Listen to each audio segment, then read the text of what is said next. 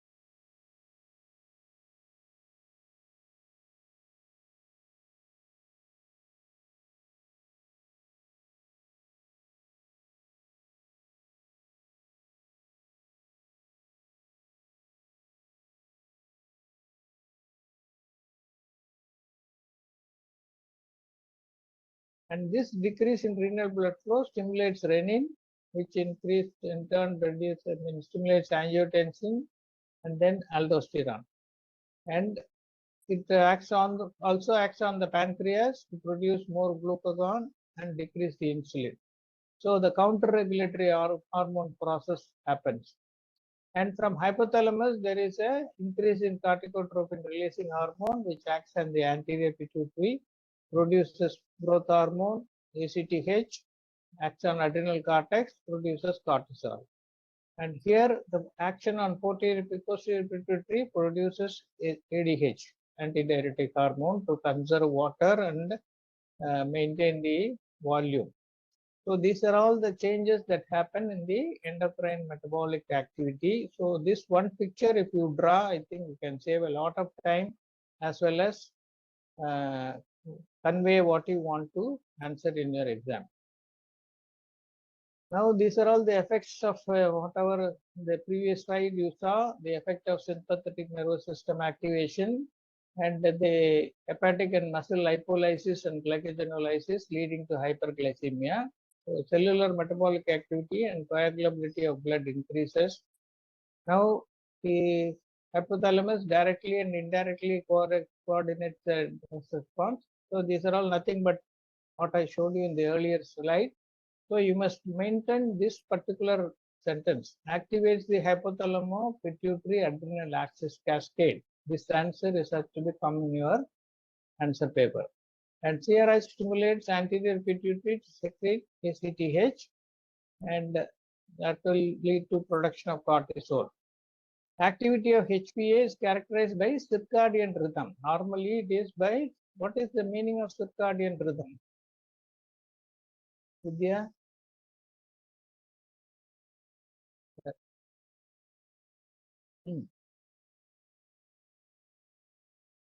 Normally the Hormones HPA will have a pulsatile release of cortisol level increases in the morning, early morning, 4 a.m. and early morning and increase secretion in the evening. Decreased secretion, very good. Okay, but superimposed by ultradian pulsatile release. There is another word. What you said about pulsatile, I have put it here as ultradian pulsatile release. So what is the difference between circadian and ultradian pulsatile release? So Circadian means every 24 whenever hours. it is required, there will be a pulsatile release. So the word circadian means happening every 24 hours, once in 24 hours. Okay. The cortisol release in normal health happens during, as you rightly said, during the early hours of morning and decreases during the evening time. That is happening within a 24 hours time period. Then it is called circadian rhythm. Our sleep pattern also, as the sunlight goes down and darkness ensues, we all feel sleepy, we go to sleep. And as the sun rises or light increases, we get up and wake up and the day starts. So this sort of cycling happening every 24 hours is called circadian rhythm. Whereas the word ultradian means many times, happening whenever there is a need, whenever there is a demand. Then it is called ultradian pulsatile release of glucocorticoids. So cortisol is the main hormone of stress. So the cortical production, it cannot remain circadian during stress or surgery. It has to supply whenever there is a insult that is happening to the body. So from the circadian rhythm, it is superimposed with an ultradian pulsatile release. That means any time when there is a demand. For example, when a person falls, has a multiple fracture, and you try to suture it, at the time again there is an insult, and that will be requiring more cortisol. So at the time of injury, there is a release of cortisol. Whenever there a manipulation is done, there is a release of cortisol. So as many times as required, if it is released, that is called ultradian pulsatile release of cortisol also happening. That is one of the adaptations that happens for stress. And the circadian pattern is controlled by suprachiasmatic nucleus of the hypothalamus.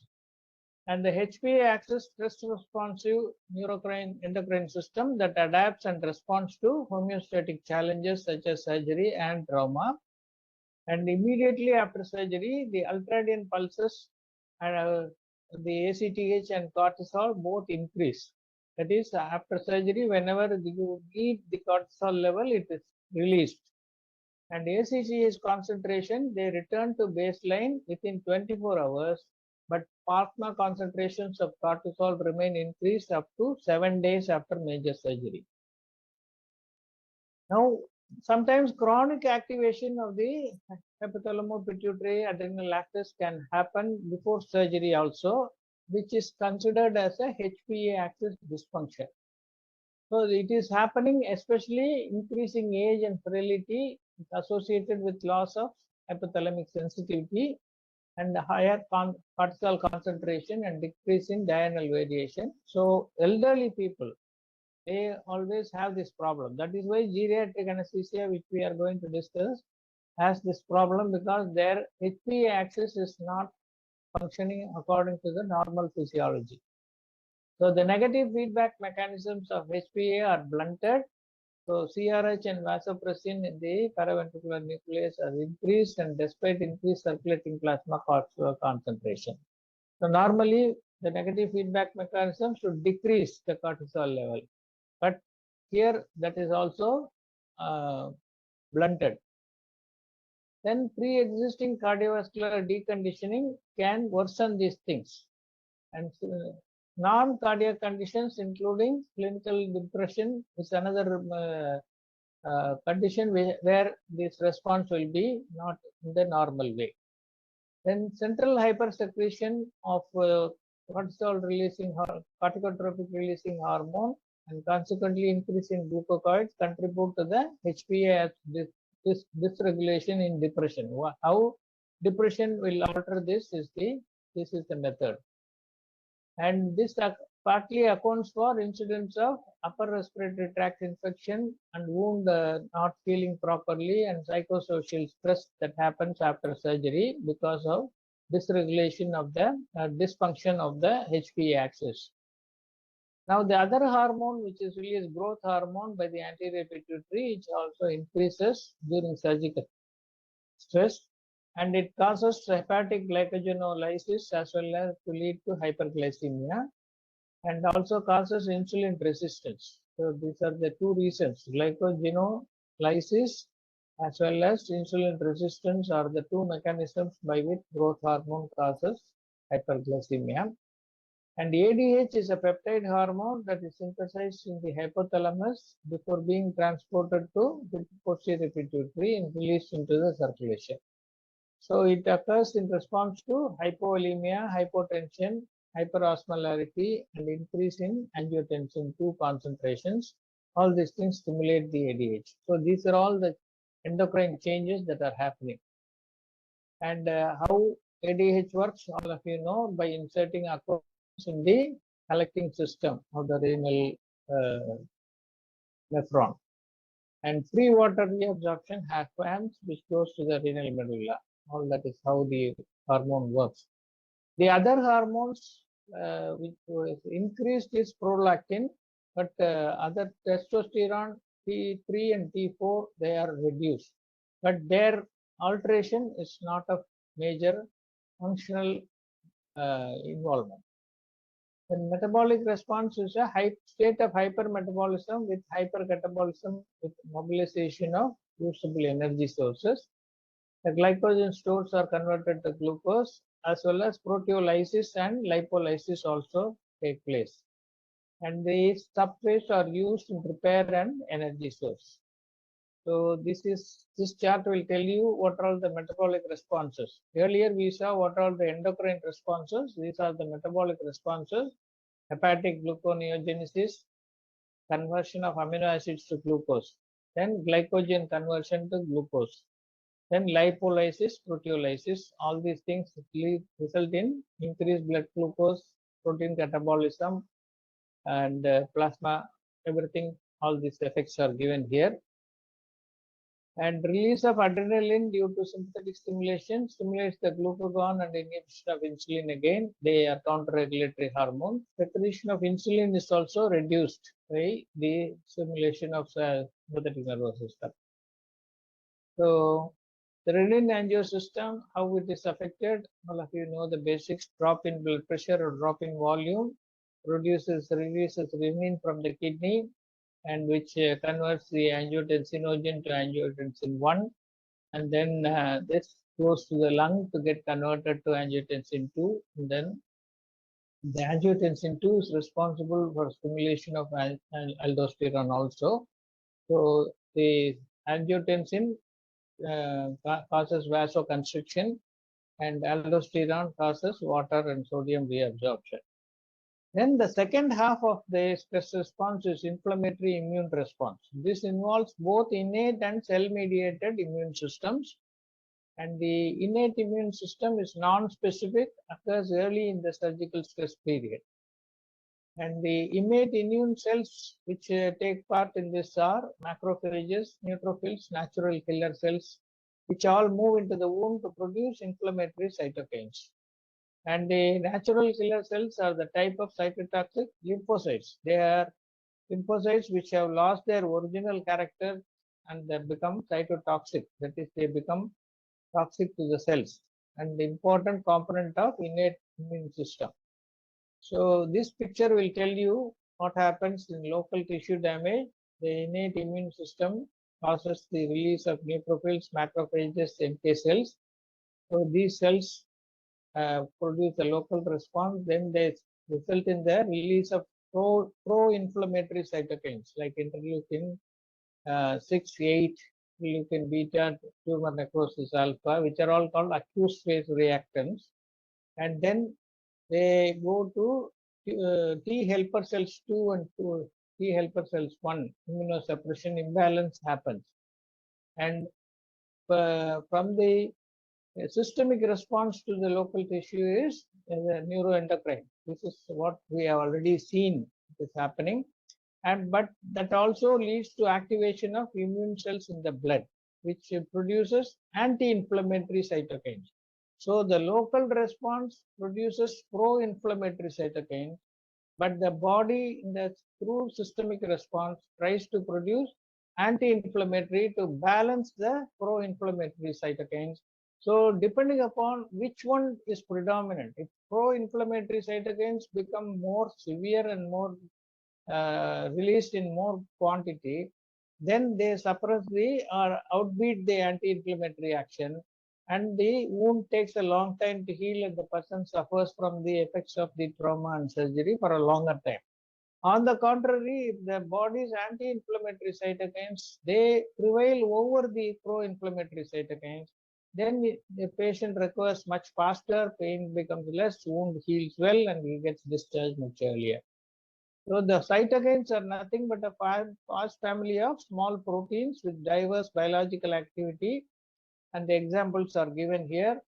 And early in the inflammatory cascade, pro-inflammatory cytokines are produced, and anti-inflammatory cytokines are also produced later by the systemic response. So if overall balance between pro and anti-inflammatory response is unregulated, then patient develops immunodeficiency, sepsis are more likely. So if the body is able to produce more anti-inflammatory cytokines, everything goes on well. On the contrary, if pro-inflammatory cytokines dominate, then you lead into a state of immunodeficiency, sepsis goes on and wound healing delayed, everything gets delayed. So the acute phase response is an increase in the concentration of some serum proteins also, acute phase reactants. All of you know that a large group of proteins produced by the hepatocytes in response to the cytokine. And these acute phase responses are C-reactive protein, fibrinogen, D-dimer, alpha macroglobulin, which also produce in the clinical features of fever, granulocytosis, and reduction in the proteins such as albumin and transferrin.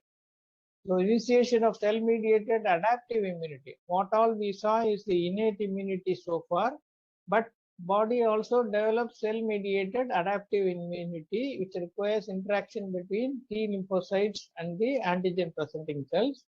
And these cells are macrophages, which take up antigens that damage tissue cell signal to surgical wound. Now here where I told you the T helper cell and the T1 and 2 balance should be maintained. The shift of T helper cells 1 to 2 balance causes impaired cell-mediated immunity. This is associated with poor outcomes such as impaired wound healing, increased incidence of sepsis, or recurrence of cancer. It also contributes to the development of multi-organ failure. So in cancer surgery, the shift may result in deficient NK cells also. Or their function, therefore, higher risk of perioperative tumor cell immune evasion and possibility of recurrence of cancer or metastasis. Interleukin 6 and CRP concentrations are consistently associated with a magnitude of surgical stress. So, if you want to assess the severity of surgical stress, if you assess the level of CRP and interleukin 6 in the body, then you can assess how severe is the surgical stress. It's something like a marker. So C-reactive protein may be monitored after major surgery as a potential early indicator of infection or excessive inflammation. Then what are all the factors which can modulate the perioperative stress response? Anesthesia drugs, IV and volatile, propofol tiva, produces a complete block of cortisol secretion, and that is how it causes the propofol emulsion contains triglycerides, which are also can be utilized as substrate for energy production. And all you know, etomidate also suppresses the cortisol production. And volatile agents inhibit the ACTH, cortisol, catecholamine, growth hormone. And volatile anesthetic agents have a multitude of both immunosuppressive and immunoactivating effects by decreasing the NK cell cytotoxicity, cytokine release, and neutrophil number and addition. Other analgesic and other medications, benzodiazepams, can alter the inhibit cortisol production and also reset at the hypothalamic pituitary level. Alpha 2 adrenergic agents like clonidine and dexmedetomidine, opioids, regional anesthesia, and surgical techniques. Which technique you adopt, like laparoscopic or robotic surgery compared to open surgery, has a lesser effect of stress on the body in the reaction. And glucocorticoids administration also has got a role. Nutrition and fluid management. This is also very important. So if you take care of the nutrition as early as possible, which we saw in the last class, the importance of nutrition, and goal-directed fluid therapy, all these things also have a very important bearing in the modulation of perioperative stress. Okay. So you have to divide it into the two headings, the endocrine, metabolic, and inflammatory system of response to stress. Describe all these things. And remember those flow charts and diagrams, then you can easily finish that. Avoid writing too many sentences and finish the answer faster. Yes, sir.